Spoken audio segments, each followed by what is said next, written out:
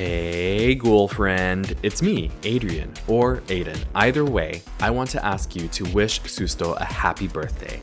As we celebrate the upcoming 5th anniversary of Susto and its dedication to exploring the rich tapestry of Latin American and Hispanic folklore, I invite you to join me in taking this paranormal project to the next level.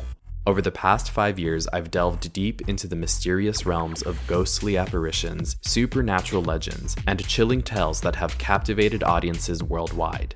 Now, as I embark on the next chapter of this journey into the unknown, I need your support to enhance your experience as a listener.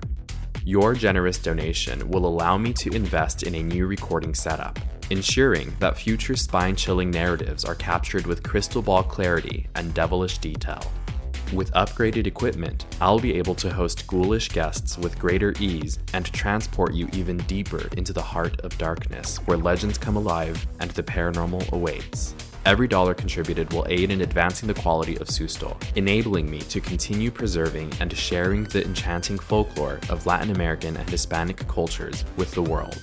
Join me in celebrating 5 years of fear-inducing tales and help me amplify this spooky saga for many more to come.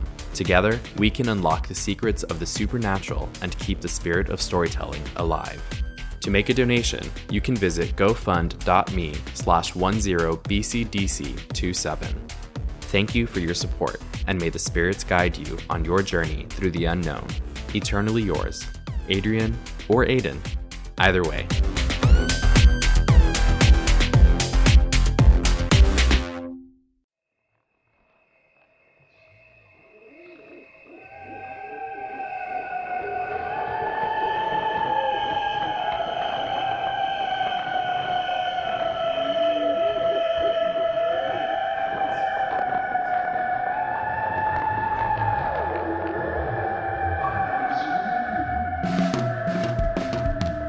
Hey, ghoul friends, it's me, Adrian, or Ayden. Either way, I am still your host, and you are still listening to Susto, the podcast of ooky, spooky, scary stories. Welcome back, and thank you for returning from the dead. Thank you for being here. And if this is your first time, come on in. Don't worry, we don't bite. As you all have seen from the title, this is finally another iteration of Letters from the Beyond.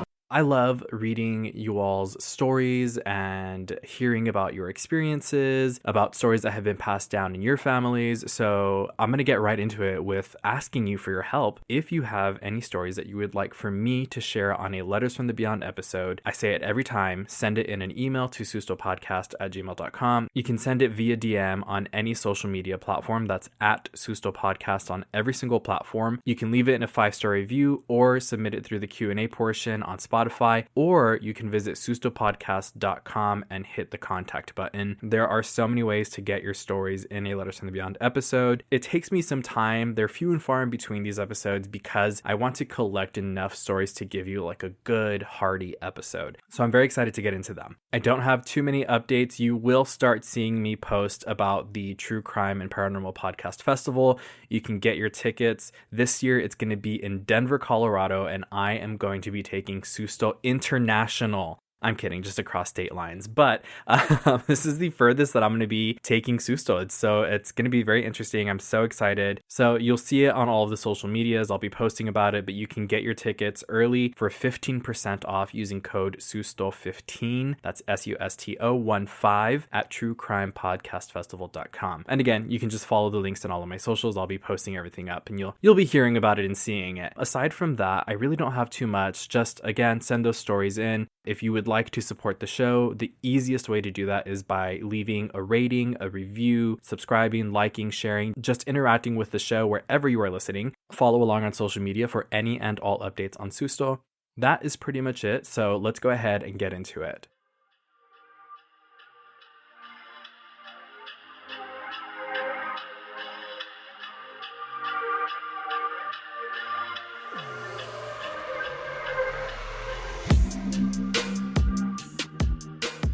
This first story is from Christina, and Christina actually sent in 2 stories, so let's go ahead and read those.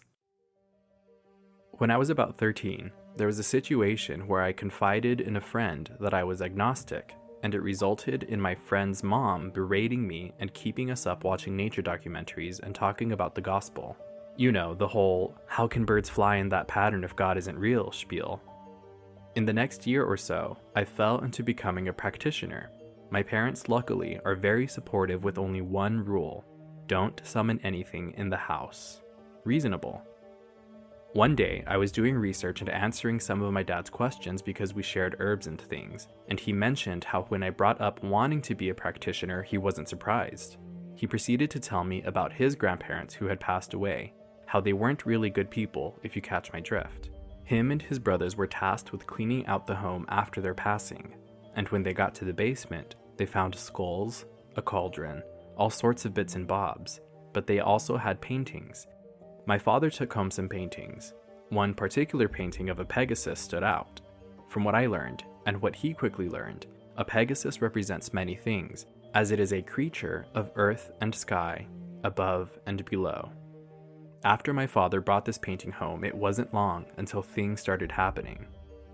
He would wake up in the middle of the night hearing whispers, the whinny and snort of an angry horse, and the sounds of galloping. Eventually, he contacted what he called a witch doctor. When the man walked through our home, he went directly to the painting and took it off the wall, claiming that it was used in dark rituals and that they needed to exorcise it and burn it. They put it in an oil drum with accelerant and wood. They lit a match and tossed it. It wouldn't burn. Again, nothing. Third time, it finally lights and burns fast. As they watch it burn, he can hear the hissing as a skull emerges from the smoke before it all goes quiet and becomes the simple cracking and popping of burning wood and canvas. When he tells me this story, it unlocks a memory I had as a child. I had a Pegasus painting in my room growing up. As a child, I suffered from intense asthma and would sometimes wake up delirious in the middle of the night, almost unable to breathe. So delirious, I thought that I could see my painting and my Scooby-Doo poster with the Grim Reaper statue moving slowly in the dark. The Pegasus flapping its wings and the Grim Reaper raising its scythe and lowering it again. Years later, as a practitioner who works with Santa Muerte, I can't help but wonder what happened in that basement. What would have happened if he kept the painting? And at 24, I still kept my promise. Don't summon anything in the house. Christina, ooh, that story. I've heard stories about this growing up too. People clearing out a relative's house, whether or not this relative was known to have dabbled in any sort of craft or magic, brujeria, whatever you want to call it. Like whether or not the family knew that when they're cleaning out the stuff, or if there is an accidental like fire. One that I remember very vividly is this person said they had a grandmother whose house burned. In her house, she had, I guess the only way I could describe it is like a china cabinet. It was like an arched one. It wasn't like just a square box cabinet. It was a really beautiful, ornate, arched. I know there's a word for it. It's like a curio, I think. I'm not sure. If you all know what the word is, drop it in the comment of this post or let me know something. That's where she had all her tools and her yerbas and her oils and all of her witchy stuff, so to speak, was in this cabinet, her books, everything. And there was a fire in the house and everything was destroyed except for this cabinet, not even the wood outside of it. Or it was like barely charred, probably soot from everything around it that burned, but the cabinet and everything inside it was fine, which I'm like, yeah, there was probably a pretty decent, or not even decent, a really good protection spell on this, probably an altar even, I'm sure like if she had all of her workings in one vessel or in one space, that's probably, where she worshipped at or prayed or what have you, or did her rituals there. When you talk about things like brujeria and magic and workings, it all boils down to the person, right? So unfortunately, this witch doctor, this curandero that your father called into the home, was able to pick up on the energy that was left on this painting, and there's some negative energy attached to this, so let's not even deal with it. Let's just get rid of it as fast as we can. So that's very interesting.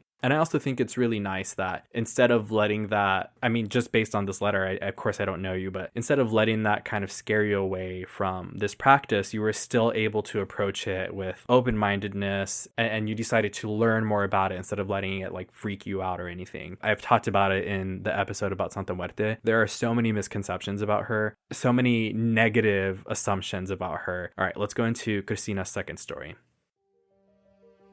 Clinton Road is a place you can find on Google Maps, a hotspot for the paranormal and occult.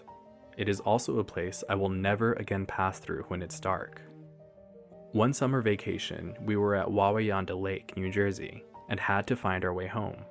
We were using a GPS, but the internet in the area wasn't very good, so we relied on directions from a friend of my mom's who introduced us to the lake. We got onto the Warwick Turnpike and then onto Clinton Road. The following experience lasted about half an hour. It was a bit after 5 p.m. in the middle of summer, and I've never seen the sun drop so fast. There were no lights, and it was a winding road in the middle of the woods. As soon as we turned down that street, I immediately felt like something was squeezing my heart. I looked out the window, wanting to just get home. I figured I was tired because of my asthma, running around, swimming, exerting myself for the day. Then it got cold. I looked to my sister, who was texting on her phone, annoyed because there was no service. Then came the GPS alerts. Make a U-turn. Make a U-turn. Recalculating. Error. Recalculating. At the next available road, make a U-turn. There aren't any other roads, but it kept making some up. Random, sudden jerks of the blue line we were to follow off the map and into the woods. Into the lake. I thought to myself it was just bad service. A satellite is recalibrating. Then, we went over Ghost Boy Bridge. I remembered the story. You toss a coin and he shows up in your home and gives it back to you. I wondered what that felt like, until I saw something in the woods. Faces. Large figures hunched over, running between the trees. People standing in small gaps and near some rundown building off the road. I was petrified. My sister at this point claims I began to tremble and shake, mumbling, "Slow down. We need to slow down. Please slow down." I don't remember this, and I don't think anyone in their right mind would slow down if you saw glowing faces and creatures running in the dark alongside your car. My sister told my parents I was freaking out, and my parents comforted me, saying that the road was almost done, just a bit farther.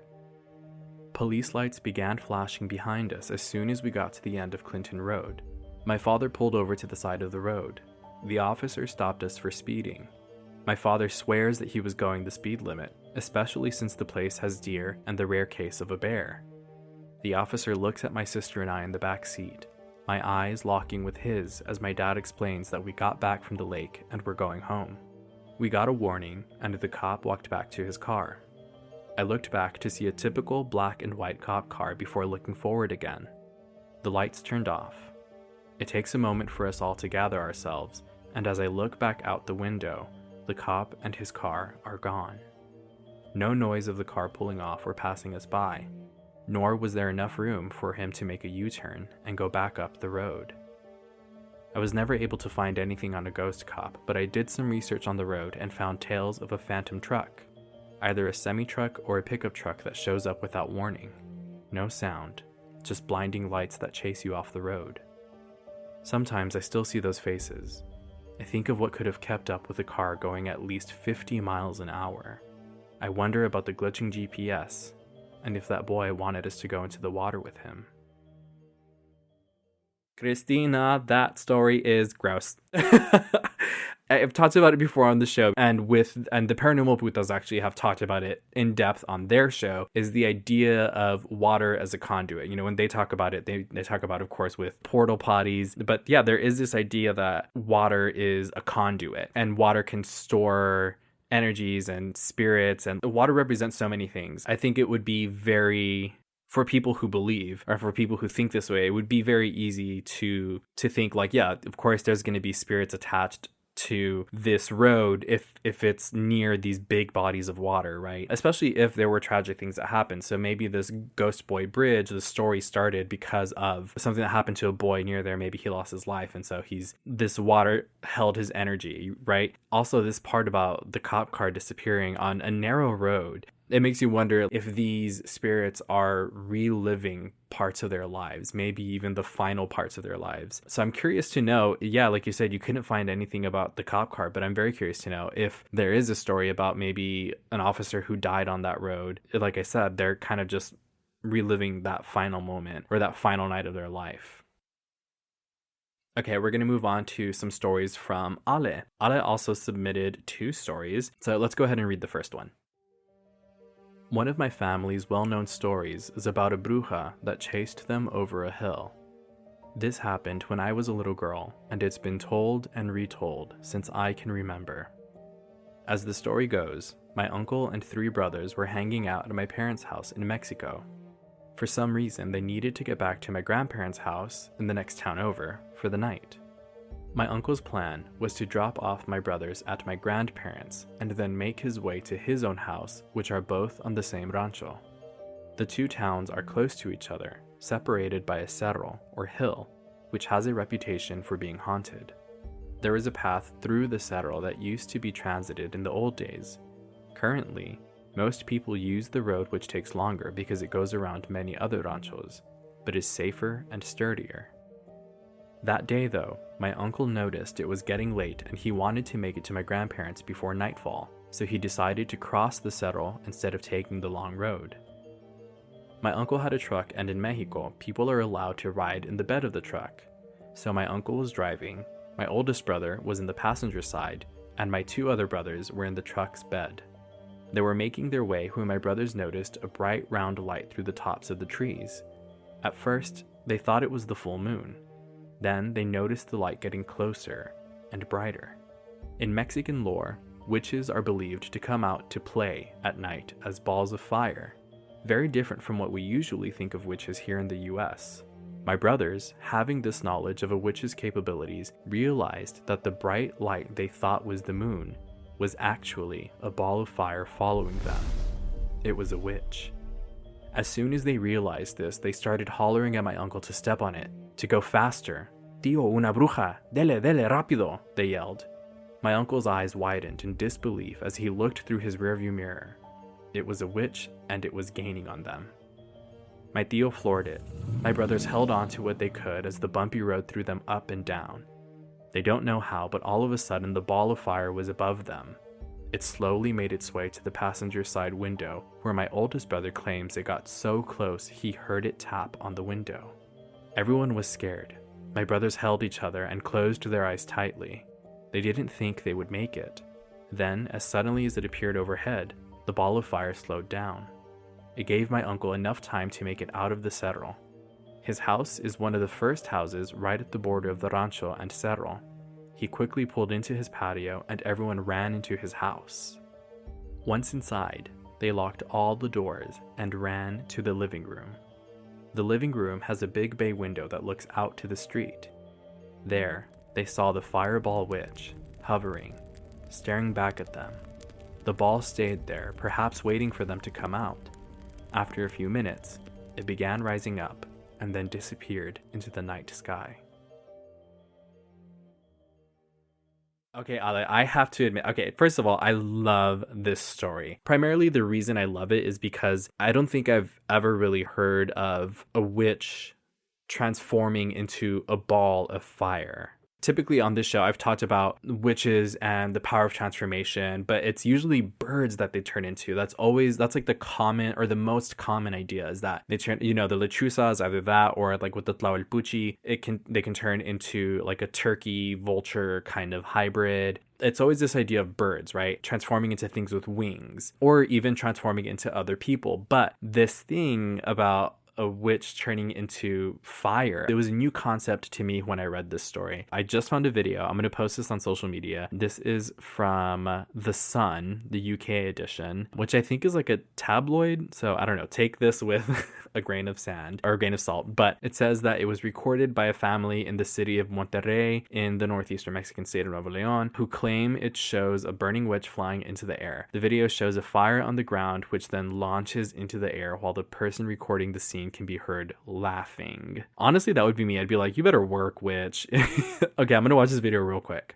Okay, that's pretty interesting. I mean, I don't know how to explain this video. It looks very low quality. I don't know, it could be CGI. I don't know what people's capabilities are with faking these kinds of things, but this is extremely interesting. So I'm going to put the direct link to this in the Google Doc as well. But of course, I'll post the video on the social medias. But it sounds exactly the way that you described it in your story, Ale, that it was a ball of fire, and in this video too, it just rises straight up into the air and it kind of just like disappears into the sky, and it's dark. So I don't know, that is really cool. I had never heard this concept again of a fireball witch, but it also reminds me of like sprites. It's in like European cultures or countries. It's like an elemental, I guess. It's a ball of light that you'll normally see in heavily natured areas. Maybe a witch who can transform into a ball of fire, maybe they're more connected to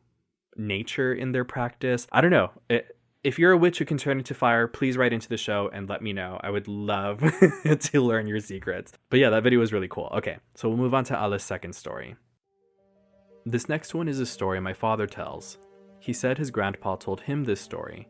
It took place in the days when his grandpa was a young man, probably around the late 1800s in Mexico. His father, my great-grandpa, was out one night with friends. As some young men do, they were hanging out at the cantina in town having some drinks. They were having a great time drinking until dawn when they ran out of pesos and were completely wasted. So they decided to head back home to the rancho. But they were so drunk that many of them couldn't even walk.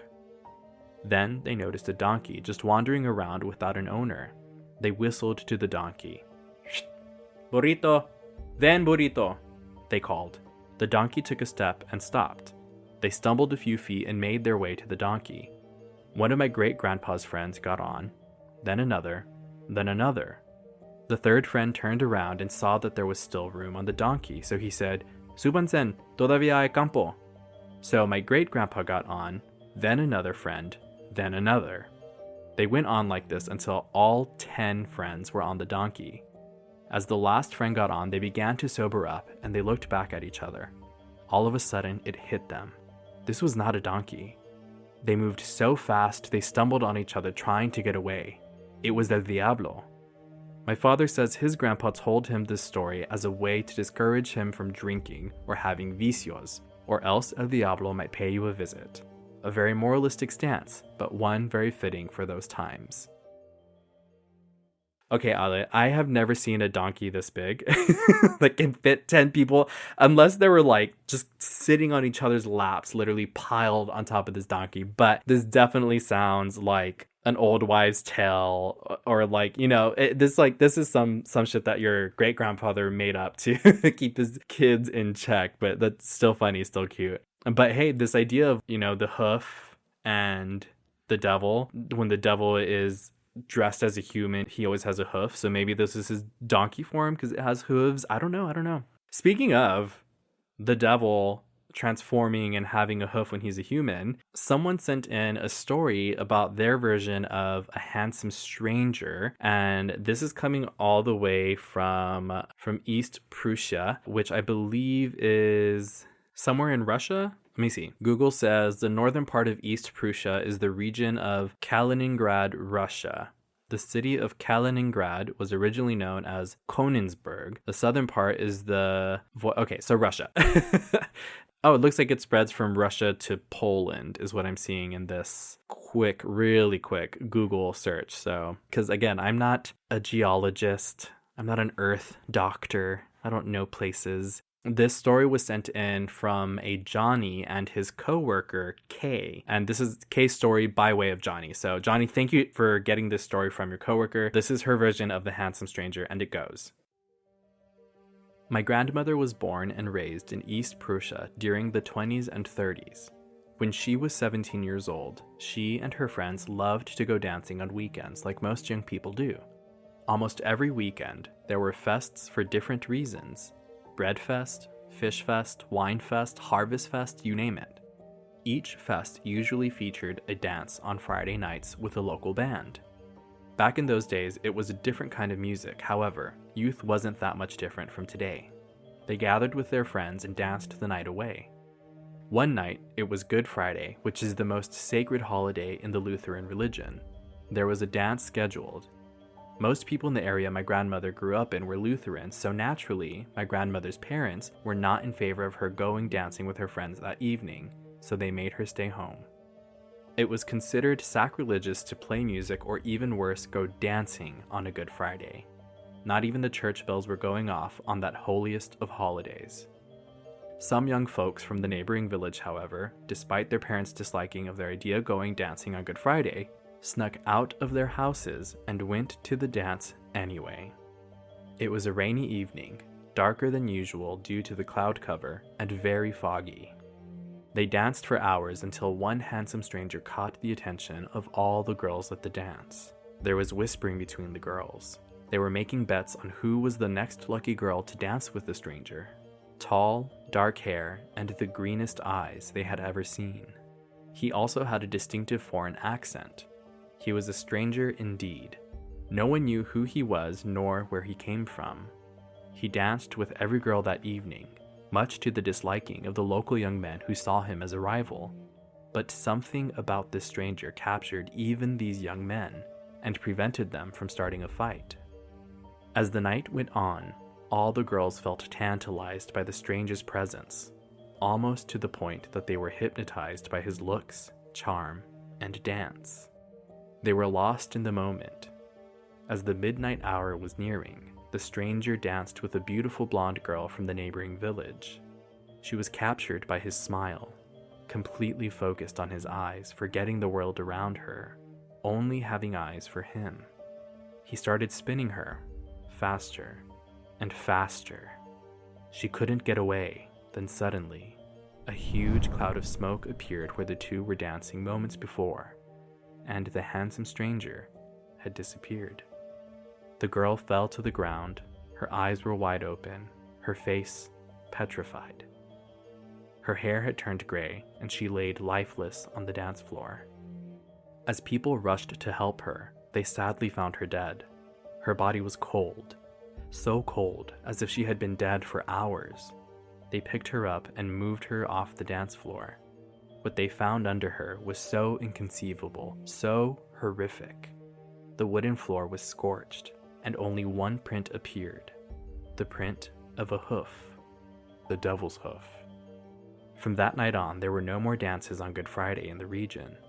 Youngsters stayed home with their parents, honoring the Lord and that He gave us His only Son, Jesus Christ. To this day, it is not clear if this was just a legend told to my grandmother and her friends by their parents and elders in the village, or if it really happened. My grandmother swore it did. She said this story never came up in conversations until that particular Good Friday, but from that moment on, no one violated the holy holiday ever again. Kay and Johnny, thank you so much for sending this in. Again, as I say so many times on this show, this is one of my favorite parts of doing this show, is making connections to, number one, cultures in the Latin American Hispanic diaspora, but cultures from around the world, cultures that you would think have zero relation at all. Again, this is from Russia, Poland, and it is nearly identical. It has so many similarities to the story of the girl who danced with the devil. I mean, from my experience in South Texas, right? And as we've seen, there are different versions of it in Texas. So I'm wondering if there's, people in Russia that are arguing about no, what happened in my neck of the woods. So again, just so super cool to see how far this story reaches and how long it's been told, right? Because this one was from someone's grandmother from the 20s and 30s.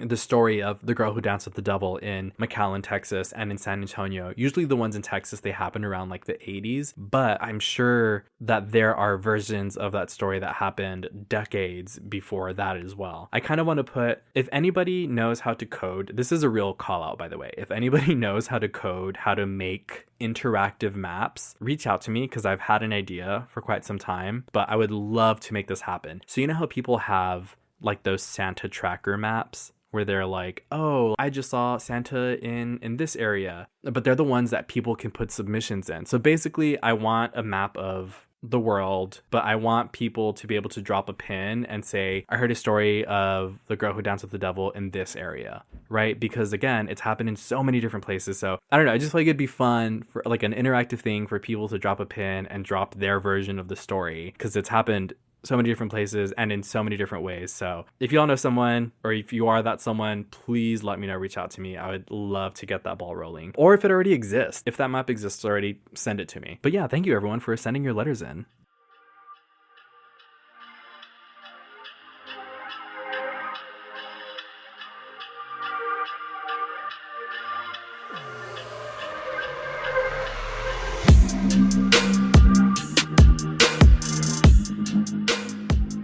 Welcome back, goal friends. Thank you again, everybody. Christina, Ale, Johnny, and Kay for sending in those stories. And you all, your stories, they don't have to be any specific length, as long as it's a full story. If I can get a beginning, a middle, and an end, I'm all set. It doesn't matter if it's a 200-word story or if it's a 1,000-word story. I want to read your story and I want to share it with everybody. So again, send your stories to me.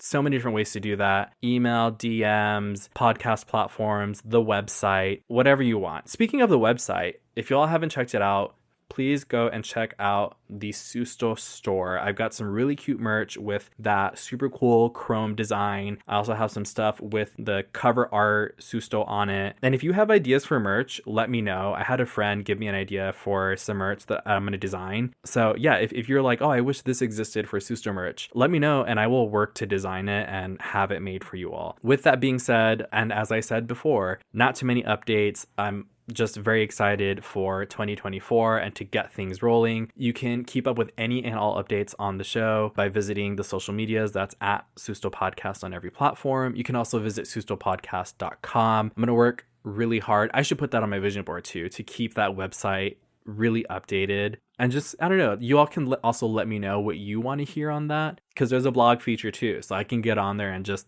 talk my shit, aside from just having somewhere for the episodes to live. But thank you for listening. And if you want to support the show, the easiest way to do that is by interacting with it wherever you are listening. Like, follow, subscribe, rate, review, share, answer the Q&A on Spotify. And if you also want to support the show, you can do so by visiting patreon.com/sustopodcast. Look at the tiers and see if any of those work for you. You get really great benefits such as early and ad-free episodes, all the way to interactive content where I do live streams. I should be doing a movie night this week. This episode comes out Thursday, so probably tomorrow or Saturday. Keep an eye on the socials for those kinds of things. And thank you to Susto's current patrons. You are Liza, Sadie, Rachel, Alejandra, Luther, April, Mario, Eva, Dee, Victoria, Josette, Sam, Angela and Co, Mandy, Jules, Lori, Jeannie, Desiree, Anna C, Ashes, Neressa, Rachel A, Azucena, Rios, Anna, Marlene, Chata, Lainey, Desiree, Aaliyah, Holly, and Cynthia. Thank you all so much for your support. It means the underworld to me. I will talk to you all in the next one, and don't send me chain mail. Bye.